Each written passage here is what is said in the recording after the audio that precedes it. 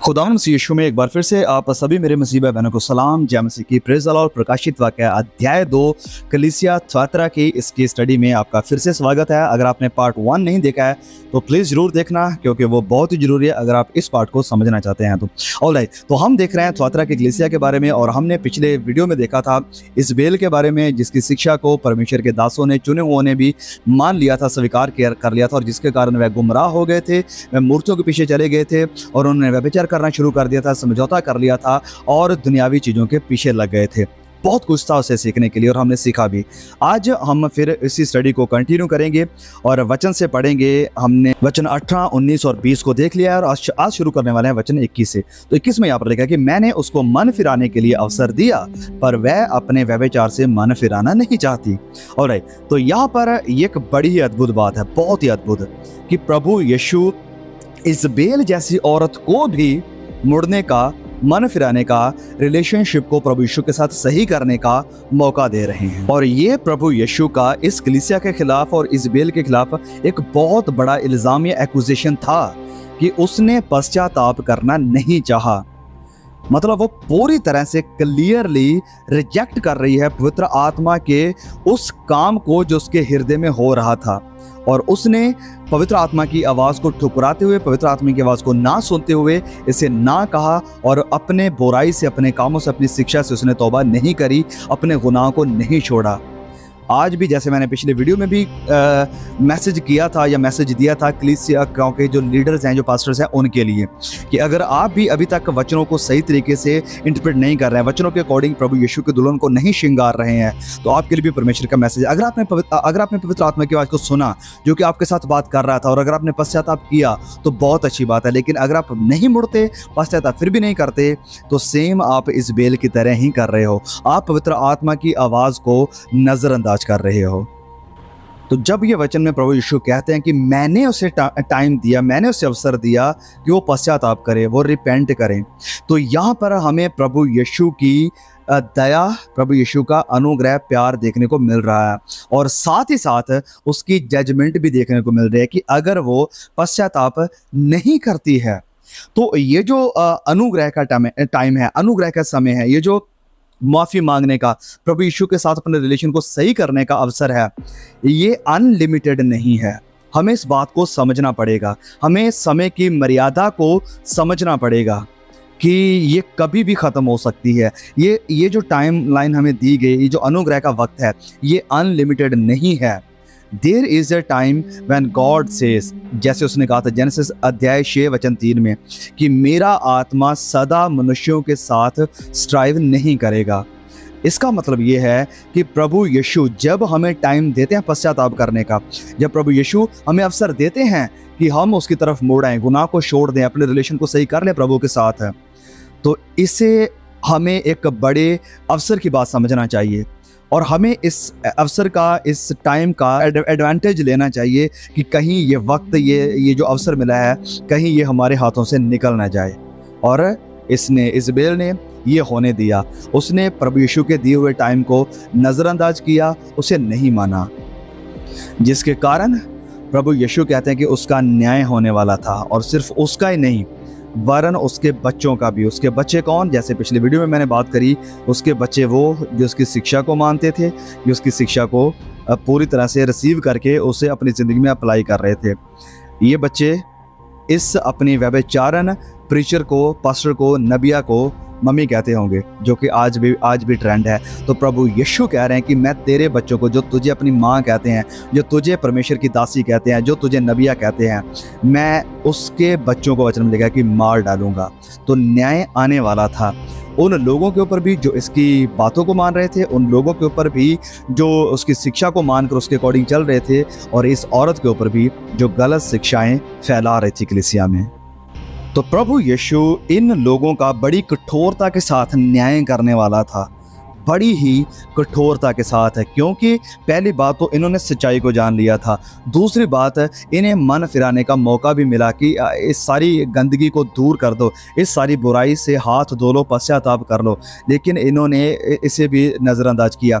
इन्होंने परमेश्वर के अनुग्रह को हल्के में लिया। ये फिर भी दोगली यानी दो पैरों में बिताई जा रही जिंदगी गुजार रहे थे, कंप्रोमाइज वाले, समझौते वाले, कि प्रभु के साथ भी थे, संसार के साथ भी थे और दूसरे देवी देवताओं के साथ भी ये लोग चल रहे थे। और ये चीजें प्रभु यीशु को पसंद नहीं थी और ये लोग फिर दूसरे लोगों को भी यही शिक्षा सिखा रहे थे, यही चीजें सिखा रहे थे, जिनके कारण परमेश्वर का न्याय बड़ी कठोरता के साथ इन लोगों के ऊपर आने वाला था। और ये जो बातें आप सुन रहे हैं बड़ी ही सावधानी के साथ सुने कि अगर हम भी ऐसे करते तो हमारे साथ भी ऐसा ही होने वाला है। देखिए, जो लोग संसार के हैं, जो लोग प्रभु यीशु को नहीं जानते, जो वचनों की सच्चाई को नहीं जानते हैं, वो पाप में जीते हैं और वह प्रभु यीशु मसीह के द्वारा बहुत जल्दी इस सब की सजा को पाएंगे। प्रभु यीशु इनका न्याय करेंगे। लेकिन जो लोग कलीसिया में आने के बाद, जो लोग मसीह यीशु में आने के बाद, जो लोग रोशनी में आने के बाद, जो लोग मसीह यीशु के वचनों को जानने के बाद पाप को फिर भी हल्के में लेते हैं, गुनाह को हल्के में लेते हैं, मसीह जिंदगी को हल्के में लेते हैं, उनके साथ प्रभु यीशु बड़ी कठोरता के साथ डील करेंगे। उनका न्याय बड़ा ही सख्त होगा क्योंकि उन्होंने परमेश्वर के अनुग्रह को हल्के में लिया और प्रभु यीशु के लहू को पैरों के तले रौंदा। रोमियो अध्याय 8 और वचन 13, ये जो रोमियो की किताब है सुसमाचार से भरपूर है, परमेश्वर के अनुग्रह के साथ भरपूर है। लेकिन इसी किताब में जिसमें सुसमाचार है, अच्छी खबर है और जिसमें परमेश्वर का प्यार, अनुग्रह, दया और सब कुछ देखने को मिलता है, इसी किताब में संत पौलुस ये बड़ी चेतावनी भी देते हैं कि अगर तुम शरीर के अनुसार जीवन को गुजारोगे, अगर तुम शरीर के अनुसार अपनी जिंदगी को बिता रहे हो तो तुम्हें जरूर मरना पड़ेगा, तुम मरोगे। रोमियो 8:13 में लिखा है। एक बार मैं फिर से पढ़ूंगा इस लाइन को, ध्यान से सुने। वचन 23, प्रकाशित वाक्य 2:23, मैं उसके बच्चों को मार डालूंगा, मैं उसके बच्चों को मार डालूंगा। और फिर वचन 22 में वो कहता है कि देख मैं उसे रोग वैश्य पर डालता हूँ। यहाँ पर सजा है उसके लिए जो शिक्षा दे रही थी। सबसे पहले प्रभु ने उसे सजा देने की बात करी है। और जो उसके साथ व्यभिचार करते हैं, यदि वह भी उसके कामों से मन ना फिराएंगे तो उन्हें बड़े क्लेश में डालूंगा, उनके ऊपर बड़ा संकट लेकर आऊंगा, उनके ऊपर बड़ी दरिद्रता लेकर आऊंगा। और प्रभु यीशु खुद कह रहे हैं कि मैं उन्हें मारूंगा, मैं अपना न्याय, अपना क्रोध उनके ऊपर उंडेलूंगा। वाह, मैं उन्हें मारूंगा। प्रभु यीशु कह रहे हैं, प्रभु यीशु जो कि प्यार करने वाले हैं, अनुग्रह करने वाले, दया करने वाले, आपको माफ करने वाले, आपको एक्सेप्ट करने वाले, आपके लिए अपनी जान देने वाले, उस प्रभु यीशु के मुंह से ये शब्द भी निकल रहे हैं कि मैं उन्हें मार डालूंगा। ओह, तो प्रभु यीशु उसे हल्के में ना लें, प्रभु यीशु को हल्के में ना लें और ना ही उसके अनुग्रह को, ना ही उसके प्यार को, ना ही उसके लहू को हल्के में कभी लें, क्योंकि यही प्रभु यीशु कठोरता के साथ, सख्ताई के साथ न्याय भी करेगा, सजा भी देगा, अपना क्रोध भी उंडेलेगा उन लोगों के ऊपर जिन्होंने उसके अनुग्रह को लिया, जिन्होंने सच्चाई को जाना, जिन्होंने रोशनी को जाना और जिन्होंने प्रभु यीशु के लहू को लेने के बाद उसे पैरों तले रौंद दिया। उनका न्याय कठोरता के साथ होगा। अब आपके दिमाग में भी शायद यही सवाल होगा कि क्या ये जो थुआतिरा की कलीसिया थी वो सारी के सारी करप्ट हो चुकी थी? उनमें से किसी के पास डिसर्नमेंट नहीं थी, किसी के पास वचनों को समझने की, सच्चाई को जानने की क्षमता नहीं थी? क्या सब लोग गुमराह हो गए थे? क्या सब लोग इज़बेल के पीछे लग गए थे? तो जवाब है नहीं, बिल्कुल नहीं। जैसे कि आज भी सभी लोग ऐसी इज़बेल की शिक्षा के पीछे नहीं लगे हैं, तो उस वक्त में भी सभी लोग इज़बेल की शिक्षा के पीछे नहीं लगे थे, गुमराह नहीं हुए थे। अब वचन में हम देखेंगे, वचन 24 में लिखा है, पर तुम थुआतिरा के बाकी लोगों से, ओके, तो यहाँ पर और भी लोग हैं जितने इस शिक्षा को नहीं मानते और उन बातों को जिन्हें शैतान की गहरी बातें हैं नहीं जानते, ये कहता हूँ कि मैं तुम पर और बोझ ना डालूंगा, मैं तुम्हारे ऊपर और बोझ नहीं डालूंगा। तो यस, ये एक छोटा झुंड था, ये एक छोटा सा एक ग्रुप था जो सक्रिय मार्ग पर चल रहा था, जिन्होंने कंप्रोमाइज नहीं किया था, जिन्होंने दूसरे लोगों की तरह दूसरी मूर्तियों के आगे सर को नहीं झुकाया था, जिन्होंने व्यभिचार नहीं किया था, जिन्होंने मूर्तियों के आगे चढ़ाई हुई वस्तुएं नहीं खाई थी, जिन्होंने आत्मिक व्यभिचार नहीं किया था, ऐसे भी लोग थे। ऐसा भी एक छोटा सा झुंड था जो इज़बेल की इस शिक्षा से नफरत करता था और इज़बेल की इस शिक्षा से दूर रहता था, सच्चाई पर खरा रहता था। तो ध्यान दें, यहाँ पर इस वचन में यह भी लिखा है कि शैतान की गहरी बातें। तो इज़बेल की जो शिक्षा थी, ये जो शिक्षा यहाँ पर दी जा रही थी उसे प्रभु यीशु ने कहा कि ये शैतान की गहरी बातें हैं, तो इनसे भी दूर रहता है। शैतान की गहरी बातें, तो कोई भी शिक्षा, इस बात को ध्यान से सुने, कोई भी प्रचारक जो शिक्षा दे रहा है कि नो प्रॉब्लम, तुम संसार के साथ समझौता करके चल सकते हो, तुम्हें अगर इस तरह की ज़िंदगी गुजारते हो जैसे दूसरे लोग गुजार रहे हैं, तो इससे ये कोई बड़ी बात नहीं है। You can live as you want, तुम जैसी ज़िंदगी चाहो जी सकते हो, जो अपनी ख्वाहिशों ने पूरा करने चाहो कर सकते हो, इसमें कोई बुरी बात नहीं है, करो, सब करो, कोई बात नहीं। तो ये जो सारी शिक्षाएं हैं जो कि आपको खुले मार्ग के ऊपर, बस इस बात को ध्यान में रख लो, जो आपको खुले मार्ग के ऊपर चलने की अनुमति देती है, हर वो शिक्षा जो आपको परमिशन दे देती है कि आप खुले मार्ग पर चलो, वो इज़बेल की शिक्षा है, वो शैतान की गहरी बातें हैं। प्रभु यीशु इसे शैतान की गहरी बातें कहते हैं, क्योंकि अगर शैतान आपको कामयाब हो जाता है ये कन्विंस कराने में कि आप खुले मार्ग के ऊपर चलते हुए परमेश्वर को खुश कर सकते हैं, तो इससे बड़ा उसके लिए कोई और काम नहीं होगा। अगर वो आपको कन्विंस कर देता है कि खुले मार्ग के ऊपर चलते हुए आप परमेश्वर के मार्ग के ऊपर चल रहे हैं, क्योंकि ये दो अलग अलग मार्ग हैं, ये दो अलग अलग रास्ते हैं। प्रभु यीशु ने भी इनका जिक्र किया है। सकरा मार्ग है वो मार्ग जिस मार्ग के ऊपर ये कुछ लोग चल रहे थे, थुआतिरा के एक छोटा सा ग्रुप चल रहा था, लेकिन एक दूसरा मार्ग था खुला मार्ग जिसके ऊपर बहुत सारे लोग चल रहे थे जो इज़बेल की बातों को मान रहे थे। और उस खुले मार्ग के ऊपर चलने वालों को प्रभु यीशु ने चेतावनी दी, सावधान किया। लेकिन ये जो सक्रिय मार्ग के ऊपर चल रहे थे, जो इस खुले मार्ग को रिजेक्ट कर चुके थे, प्रभु यीशु ने इन्हें कहा कि मैं तुम्हारे ऊपर और बोझ नहीं डालूंगा। तो आप भी सावधान रहें। जो प्रचारक, जो पास्टर, जो कलीसिया, जो चर्च का लीडर आपको खुले मार्ग पर चलने की अनुमति दे देता है, खुले मार्ग के ऊपर चलने देता है, वो परमेश्वर की तरफ से नहीं है। और अगर वो परमेश्वर की तरफ से नहीं है और अगर आप उसकी बात को मान रहे हैं, तो आपका विनाश होगा, आप नष्ट हो जाएंगे। सावधान रहें। आगे बढ़ेंगे वचन 25 से। पर हाँ, जो तुम्हारे पास है उसको मेरे आने तक थामे रहो।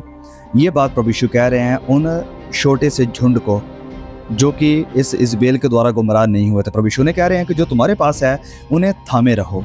तो ये जो छोटा झुंड है जिन्होंने कंप्रोमाइज़ नहीं किया है, जो वफादार है प्रभु यीशु के प्रति, प्रभु यीशु ने कह रहे हैं कि तुम ऐसे ही इस बात को थामे रखना, वफादार बने रहना, किसी भी तरह से किसी झूठी शिक्षा से डिस्ट्रैक्ट मत हो जाना। ये जो रास्ता आपने पकड़ा हुआ है बिल्कुल सही रास्ता है, ये जो बिना समझौते का रास्ता है सही रास्ता है, और इससे दाएं या ना बाएं होना, वरन सीधे चलते रहो। किसी भी तरह से झूठी शिक्षा के साथ डिस्ट्रैक्ट मत हो जाना। प्रभु यीशु कहते हैं कि जो कुछ तेरे पास है उसे दृढ़ता से थामे रख। परमेश्वर की जो सच्ची कृपा है, जो परमेश्वर का सच्चा अनुग्रह है, उससे दाएं बाएं मत होना। उसमें आज़ादी है, सच्चे अनुग्रह में आज़ादी है। जैसे कि वचन में लिखा है, प्रभु यीशु ने कहा यूहन्ना अध्याय 8 वचन 32 में कि सत्य तुम्हें आज़ाद करेगा। आज बड़े लोग इस वचन को कोट करते हैं, सत्य तुम्हें आज़ाद करेगा। आज़ाद करेगा किस चीज़ से? किस चीज़ से आज़ादी मिलेगी आपको? यहाँ पर आपको यूहन्ना के कॉन्टेक्स्ट को समझना होगा। यहाँ पर यहूदी लोग थे जो प्रभु यीशु से बात कर रहे थे, और प्रभु यीशु को ये लोग कहते हैं कि हम तो अब्राहम की संतान है, किसी के कभी गुलाम नहीं हुए। तो प्रभु यीशु कहते हैं कि तुम सत्य को जानोगे और सत्य तुम्हें आज़ाद करेगा। और फिर आज़ाद किस चीज़ से करेगा, ये भी हमें उसी वचन के कॉन्टेक्स्ट में देखने को मिलेगा। जब आप वचन 36 को पढ़ोगे, वहाँ पर प्रभु यीशु क्या कहते हैं कि जो गुनाह का गुलाम है, जो पाप का गुलाम है, वो आज़ाद नहीं है, वो आज़ाद नहीं है। सच्चाई तुम्हें आज़ाद करेगी, प्रभु यीशु, क्योंकि वो अपना अनुग्रह देता है कि आप गुनाह से आज़ाद हो जाएं। प्रभु यीशु सिर्फ आपको माफ़ करने के लिए नहीं आया है, वो माफ़ करना बस एक छोटा सा गिफ्ट है। असल जो गिफ्ट है प्रभु यीशु का वो है अनुग्रह, और अनुग्रह हमें आज़ाद करता है, पाप से बाहर निकालता है। और ये वो बात है प्रभु यीशु जो देखना चाहता है अपनी कलीसिया में। वचन 2 कुरिन्थियों अध्याय 3 वचन 17 में लिखा है कि जहाँ पवित्र आत्मा है वहाँ आज़ादी है। जहाँ पवित्र आत्मा है, जहाँ पवित्रताई है, वहाँ बदकारी नहीं रहेगी। जहाँ पवित्रताई है वहाँ गुनाह नहीं रहेगा। जहाँ पाकीज़गी है वहाँ बुराई के लिए, गुनाह के लिए, बदी के लिए कोई जगह नहीं है। इंसान आज़ाद हो जाता है जब उसके ऊपर परमेश्वर का अनुग्रह आ जाता है। तो प्रभु यीशु इस छोटे झुंड को कह रहे हैं कि तुमने जो परमेश्वर का अनुग्रह चख लिया है और इस सारी बुराई से, सारे गुनाह से आज़ाद हो गए हो, निकल आए हो, तो मैं चाहता हूँ कि बस यहीं पर खड़े रहना। मेरे इस अनुग्रह को थामे रहना, इस अनुग्रह को थामे रहना, इससे कभी भी निकलना मत, इसे कभी भी छोड़ना मत, क्योंकि ये आपको गुनाह से आज़ाद करने वाला अनुग्रह है। तो क्या आप मेरे भाइयों बहनों, क्या आप सिर्फ वो क्रिश्चियन हैं जो सिर्फ प्रभु यीशु की माफ़ी तक ही सीमित हैं, या आप वो मसीह बन चुके हैं जो कि सच में आज़ाद हो चुके हैं गुनाह की गुलामी से? क्योंकि प्रभु यीशु ने कहा, चलिए हम उस वचन को एक बार पढ़ देते हैं। बड़ा ज़रूरी है कि हम इस वचन को एक बार अच्छी तरह से पढ़ लें, इससे हमारी बड़ी मदद हो जाएगी। आपके पास अगर बाइबल है तो अपनी बाइबल को प्लीज़ खोल सकते हैं, क्योंकि मैं आपको पता है हिंदी और इंग्लिश में यहाँ पर डिस्प्ले कर रहा हूँ, तो आप अपनी अपनी लैंग्वेज की बाइबल को खोल सकते हैं। इससे आपको और भी ज़्यादा आसानी होगी चीज़ों को समझने में। ओके, तो वचन है यूहन्ना अध्याय 8 और उसके वचन 36। वचन 36 में यहाँ पर क्या लिखा है? प्रभु यीशु कहते हैं कि इसलिए यदि पुत्र तुम्हें स्वतंत्र करेगा तो सचमुच तुम स्वतंत्र हो जाओगे, तुम सचमुच आज़ाद हो जाओगे। और वचन 34 में का प्रभु यीशु कहते हैं कि मैं तुमसे सच सच कहता हूं कि जो कोई पाप करता है वह पाप का गुलाम है। जो इंसान पाप करता है वो अभी तक आज़ाद नहीं हुआ है, वो पाप का गुलाम है, और प्रभु यीशु हमें इस गुलामी से बाहर निकालने के लिए आए हैं। और वचन 35 में प्रभु यीशु क्या कहते हैं कि गुलाम, ये जो दास है, जो पाप का गुलाम है, जो पाप का दास बन चुका है, जो पाप की सेवा कर रहा है, वो सदा घर में नहीं रहता, वो सदा घर में नहीं रहता है, पुत्र सदा रहता है, पुत्र जो कि आज़ाद हो चुका है। इसलिए प्रभु यीशु फिर वचन 36 में कहते हैं कि यदि पुत्र तुम्हें आज़ाद करेगा तो तुम सचमुच आज़ाद हो जाओगे, आज़ाद हो जाओगे। गरीबी से नहीं, गरीबी के श्रापों से नहीं, ये सब चीज़ें आज की मॉडर्न की क्रिश्चियनिटी में है। प्रभु यीशु हमें गुनाह से आज़ाद करने के लिए आया। और प्रभु यीशु के नाम का मतलब क्या है आपको पता है? बिल्कुल आपको पता होना चाहिए। पुराना नियम खत्म होता है और नए नियम की शुरुआत होती है, और नए नियम के पहले चैप्टर के पहले वचन में प्रभु यीशु है।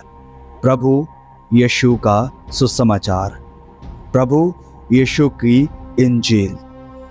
यीशु के नाम का मतलब क्या है? मत्ती अध्याय 1 चैप्टर में ही हमें इसका मतलब देखने को मिलता है। प्रभु यीशु का नाम ही है पापों से आज़ादी। यस, प्रभु यीशु के बारे में क्या कहा? जब दूत मरियम के पास आया और उससे कहने लगा कि तू एक बेटे को जन्म देगी जिसका नाम यीशु रखना, क्योंकि वो अपने लोगों को उनके गुनाह से बचाएगा। चलिए हम इस वचन को भी पढ़ लेते हैं। मत्ती अध्याय 1 वचन 21 में यहाँ पर लिखा कि वह एक पुत्र जनेगी और तू उसका नाम यीशु रखना। यीशु रखना, यीशु का मतलब क्या है? वो दूत ने बताया, क्योंकि वह अपने लोगों को उनके पापों से उद्धार देगा, अपने लोगों को उनके पापों से बचाएगा, पापों से बचाएगा। उद्धार का मतलब है बचाना, उद्धार देना, बचा लेना, निकाल लेना, आज़ाद कर देना। यहाँ पर नहीं लिखा कि वो अपने लोगों को उनके पापों से माफ़ करेगा। हाँ, वो भी मैं जैसे कहा कि छोटा सा गिफ्ट है, रियल गिफ्ट है पापों से बचाना, पापों से उद्धार। वो अपने लोगों को गुलामी से निकाल देगा, जो पाप की गुलामी है। मेरे भाइयों, क्या मैं फिर से पूछना चाहता हूँ, क्या प्रभु यीशु ने आपको पापों से उद्धार दिया, पापों से बचा लिया है? अगला सवाल, कौन से पापों से प्रभु ने आपको बचा लिया है? अगर आप बचाए जा रहे हैं, पापों से दिन प्रतिदिन बाहर निकल रहे हैं, तो मतलब कि परमेश्वर का अनुग्रह आपके अंदर काम कर रहा है। लेकिन अगर आप गुलाम बन चुके हैं पाप के, अगर आप किसी पाप से निकल नहीं पा रहे हैं, तो आप उसके दास बन चुके हैं, आप उसके गुलाम बन चुके हैं। आप पुत्र नहीं हैं, गुलाम हैं। और गुलाम प्रभु यीशु ने कहा कि सदा घर में नहीं रहता है, गुलाम घर में नहीं रहता है। और जब तुम सच्चाई को जान लोगे, जब तुम प्रभु यीशु को जान लोगे, उसके अनुग्रह की ताकत को जान लोगे, तो ये अनुग्रह, ये सच्चाई तुम्हें पूरी तरह से आज़ाद कर देगी हर पाप से, हर गुनाह से। और ये वो शिक्षा है जिसे हमें थामे रखना है, परमेश्वर के अनुग्रह की सच्ची शिक्षा। अनुग्रह मतलब गुनाह से आज़ादी, माफ़ी नहीं, माफ़ी नहीं, माफ़ी भी है, वो एक छोटा सा, मैं बार बार कह रहा हूँ, आज़ादी, गुनाह से जीत पाना, गुनाह के ऊपर जीत आना, गुनाह से बाहर निकल आना, गुनाह को छोड़ देना, गुनाह के गुलाम ना रहना। ये है अनुग्रह, ये है अनुग्रह। और ये है प्रभु यीशु का असल मकसद इस दुनिया में आने का, कि गुनाह से निकाल देना इंसानों को। सिंपली कहूँ कि पाप को और इंसान को, गुनाह को और इंसान को अलग अलग कर देना, जुदा कर देना, ये है हमारी बुलाहट। ऑलराइट, तो चलिए हम वचन में आगे बढ़ते हैं। वचन 26 में फिर लिखा है कि जो जय पाए और मेरे कामों के अनुसार अंत तक करता रहे, मैं उसे जाति जाति के लोगों पर अधिकार दूंगा। जो जय पाए और मेरे कामों के अनुसार अंत तक करता रहे। ऑलराइट, तो भले ही यहाँ पर इमोरलिटी है और आइडोलेट्री है, भले ही यहाँ पर इज़बेल का इन्फ्लुएंस है, जहाँ पर व्यभिचार आ चुका है, जहाँ पर मूर्ति पूजा हो रही है, पूरी तरह से बुराई बढ़ चुकी है, लेकिन फिर भी प्रभु यीशु कह रहे हैं कि मसीही लोग जो सच्चाई को पकड़े हुए हैं, जो अनुग्रह को, सच्चे अनुग्रह को थामे हुए हैं, वो लोग प्रभु यीशु की तरह बुराई के बीच में भी ओवरकम कर सकते हैं, जय पा सकते हैं, इससे बाहर आ सकते हैं। तो भले ही हमारे आसपास में, हमारे कलीसियाओं में, या हमारे आसपास की जो सोसाइटी है, यहाँ तक कि हमारे मसीह समाज में भी भले ही हमें बुराई देखने को मिले, भले ही हमें कंप्रोमाइज़ समझौते देखने को मिले, भले ही हमें ऐसा आत्मिक व्यभिचार या आत्मिक आइडोलेट्री देखने को मिले, आत्मिक मूर्ति पूजा देखने को मिले, हमें किसी भी तरह से निराश नहीं होना है, डिस्करेज नहीं होना है कि ये सब क्या हो रहा है, क्योंकि इन सब के बीच में भी अगर प्रभु यीशु कह रहे हैं तो हाँ, हम इन सब के ऊपर जीत पा सकते हैं, हम जयवंत हो सकते हैं, परमेश्वर के काम को लगातार कर सकते हैं, जीत पाते हुए, जयवंत होते हुए। कैसे? परमेश्वर के अनुग्रह के द्वारा, परमेश्वर के आत्मा के द्वारा। और फिर वह लोग जो जय पाते हैं, उनके विषय में प्रभु यीशु कहते हैं कि मैं उसे जाति जाति के लोगों पर अधिकार दूंगा।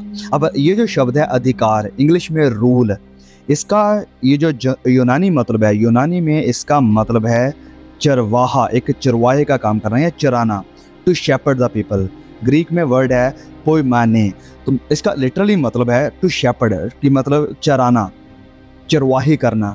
यहाँ पर अधिकार का मतलब ये नहीं कि रूल करना, ताकत को हासिल करना, लोगों को दबाना, अपने गुलाम बना लेना, नहीं, देखभाल करना, चराना लोगों को, कलीसियाओं को। और वो चाहे हमारे घर में हो, वो चाहे हमारे समाज में हो, सोसाइटी में हो, चाहे कलीसिया में हो, जहाँ कहीं भी प्रभु यीशु जब हमें अधिकार देंगे तो वो अधिकार ऐसा होगा कि हम लोगों को चराएंगे, लोगों को बोझ में से बोझ देंगे। ये वो अधिकार नहीं है जो शैतान का अधिकार है कि दूसरों को दबाना, दूसरों को नीचे करना, पैरों तले रौंदना और खुद बादशाह बनकर बैठ जाना। नहीं, ये वो अधिकार नहीं है, ये एक चरवाहे जैसा अधिकार है। क्योंकि प्रभु यीशु फिर इस बात को क्लियर करते हैं, जब वचन 27 में हम पढ़ते हैं, वहाँ पर लिखा कि वह लोहे का राजदंड लिए हुए उन पर राज्य करेगा, जिस प्रकार कुम्हार के मिट्टी के बर्तन चकनाचूर हो जाते हैं, मैंने भी ऐसा ही अधिकार अपने पिता से पाया है, अपनी कलीसिया को चलाने का, अपनी कलीसिया की देख रेख करने का। तो यस, ये सिर्फ न्याय करने वाला ये अधिकार नहीं है जो कि लोग इस्तेमाल करते हैं, वरन ये लोगों को चराने का अधिकार है। फिर आगे लिखा है कि प्रभु यीशु उन लोगों को जो पश्चाताप करेंगे, जो प्रभु यीशु के अनुग्रह को, प्यार को, विश्वास को थामे रहेंगे, उनके साथ प्रभु यीशु का ये भी वादा है, और मैं उन्हें भोर का तारा दूंगा। I will give him a morning star. Oh wow! अब मॉर्निंग स्टार प्रभु यीशु को भी कहा गया। जब हम पढ़ते हैं रेवलेशन चैप्टर 22 वर्स 16, प्रकाशित वाक्य अध्याय 22 वचन 16 में पढ़ते हैं, तो प्रभु यीशु को कहा गया है कि वो मॉर्निंग स्टार है, वो भोर का, सुबह का तारा है। तो सुबह का तारा देने का मतलब है कि प्रभु यीशु मसीह उनके लिए सब कुछ होगा, उनका सब कुछ प्रभु यीशु मसीह ही होगा, उन्हें किसी और चीज़ की ज़रूरत नहीं है। अब प्रभु यीशु ने ये प्रतिज्ञा, ये वायदा किनके साथ किया है? वो लोग जो जय पाने वाले हैं, वो लोग जो पश्चाताप करने वाले हैं, वो लोग जो विश्वास को जिन्होंने थामे रखा। और प्रभु यीशु को भोर का तारा कहा गया है, जैसे हमने कहा प्रकाशित वाक्य 22:16 में। और प्रभु यीशु को धार्मिकता का सूरज भी कहा गया है, the son of righteousness, Malachi अध्याय 4 वचन 1 से लेकर 2 तक में। तो अब इसका मतलब क्या? हमें कहा गया कि भोर का तारा मिलेगा, तो यस, इसका मतलब क्लियर है, संसार प्रभु यीशु को धार्मिकता के सूरज के रूप में देखेगा, चमकते हुए सूरज के रूप में। लेकिन जो जय पाने वाले हैं, जो विश्वास में बने रहने वाले हैं, वो उसे भोर के तारे के समान देखेंगे, सुबह के तारे के समान। और ये जो सुबह का तारा है, ये सूरज के उदय होने से थोड़ी देर पहले दिखाई देता है, सूरज के उदय होने से पहले पहले दिखाई देता है।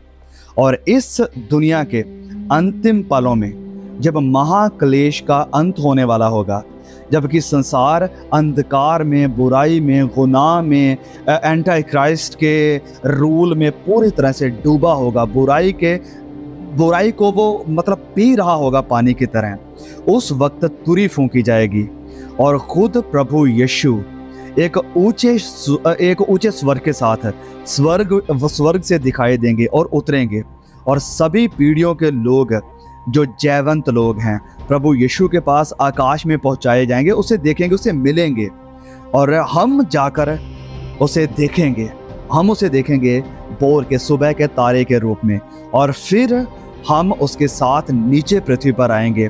और जब लोग उसे देखेंगे, और लोग उसे देखेंगे धार्मिकता के सूरज के रूप में, जो लिखा है, जैसे मलाकी अध्याय 4 वचन 1 और 2 में पढ़ सकते हैं, प्लीज़ आप पढ़ देना, कि जो पाप के रोग को पूरी तरह से ख़त्म करेगा, जो इस दुनिया में चल रहा होगा, उस बुराई से लोगों को पूरी तरह से दूर कर देगा, ख़त्म कर देगा। बुराई को, जो बुराई करने वाले हैं उनको भी जड़ से मिटा देगा, पूरी पृथ्वी को चंगा कर देगा, बुराई से चंगा कर देगा वो।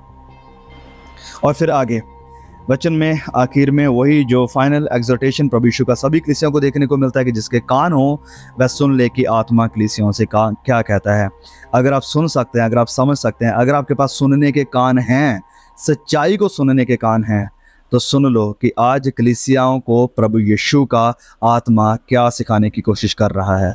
इस मैसेज के थ्रू परमेश्वर का आत्मा आपको, जो सुनने वाले हैं, आपको क्या कहने की कोशिश कर रहा है। मतलब ये कि ये जो खत कलीसिया को दिया गया, इस थुआतीरा के कलीसिया को, ये सिर्फ उन्हीं के लिए ही नहीं है, वरन ये उन सबको है जो इस बेल की तरह हैं, लोगों को गुनाह की तरफ लेकर जा रहे हैं, दावा करते हैं नबी होने का, नबिया होने का। ये खत उन लोगों के लिए भी है, ये उन लोगों के लिए भी है जो ऐसी शिक्षाओं के पीछे लग गए हैं, जो ऐसे लोगों को नबी मान बैठे हैं जो असल में नबी है ही नहीं, और उनके पीछे लगकर वो खुले मार्ग के ऊपर चल रहे हैं। और फिर ये मैसेज उनके लिए भी है जो प्रभु यीशु के वचनों को, प्रभु यीशु के अनुग्रह को पकड़े हुए हैं, जो कि गुनाह से आज़ाद हो चुके हैं, जो गुनाह से आज़ाद होना चाहते हैं, जो प्रभु यीशु के अनुग्रह को थामे रहते हैं। ये मैसेज उनके लिए भी है। तो फाइनली ये मैसेज उन सभी मसीह यीशु के वफादार सिपाहियों के लिए है जो कि इज़बेल की और बेबीलोन टाइप की कलीसिया से दूर हैं। एक छोटा झुंड है जो कि सकरे मार्ग के ऊपर चल रहा है।